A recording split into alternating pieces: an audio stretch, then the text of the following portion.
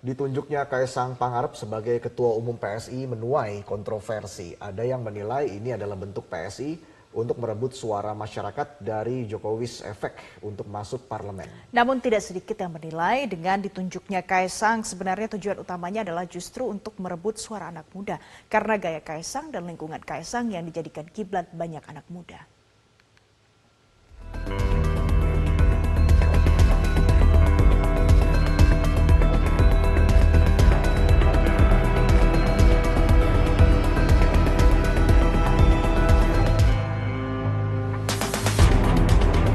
Terlepas dari cara tak lazim yang dilakukan Partai Solidaritas Indonesia atau PSI, keputusan mereka menggait sekaligus menunjuk Kaisang Pangarep sebagai Ketua Umum merupakan bukti sekali lagi bahwa kelompok anak muda ialah pasar yang sangat menggiurkan dalam konteks pemilu 2024.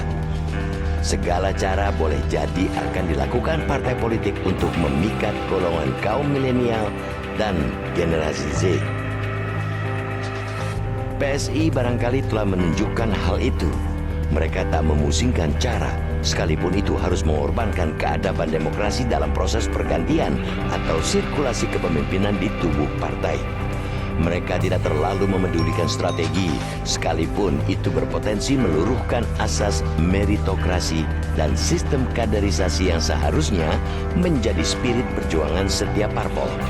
Yang penting sasaran mereka tercapai, yaitu menggait sebanyak-banyaknya pemilih muda dengan menyodorkan sosok anak muda sebagai simbol. Dalam konteks hari ini, Kaisang memang menjadi pilihan yang paling rasional untuk menggapai tujuan itu.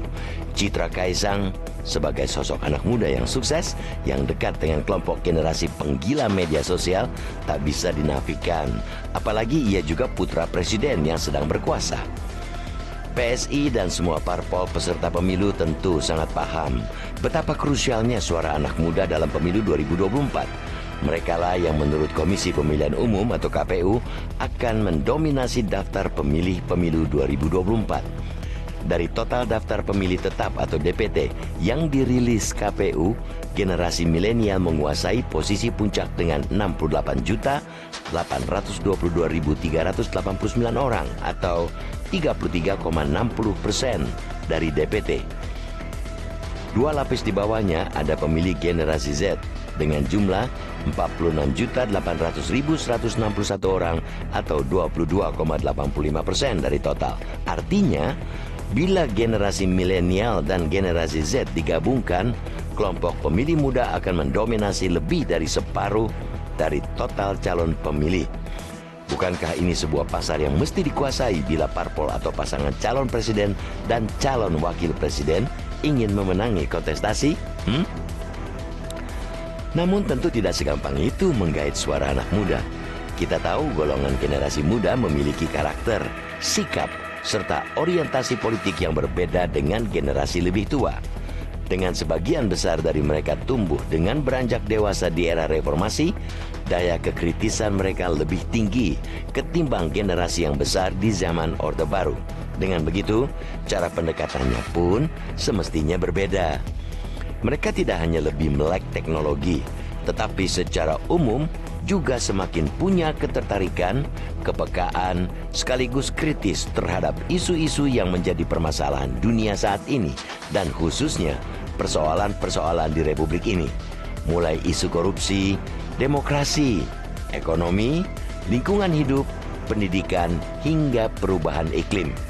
Dengan fakta itu, kiranya strategi untuk menarik suara anak muda tidak cukup hanya dilakukan dengan menebar gimmick, idiom, narasi, ataupun menyorong-nyorong ikon yang menyimbolkan kelompok muda. Berlomba memperebutkan pilihan anak muda sah-sah saja, tapi juga jangan asal berebut. Berpacu untuk memenangi hati anak muda boleh, tapi jangan pula dengan cara yang kebablasan. Demokrasi termasuk di tubuh internal parpol punya mekanisme dan keadaban yang mesti dijaga.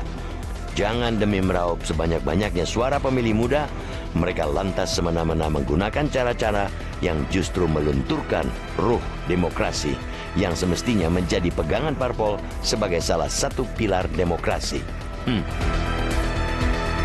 Jelajahi cara baru mendapatkan informasi. Download Metro TV Extend sekarang.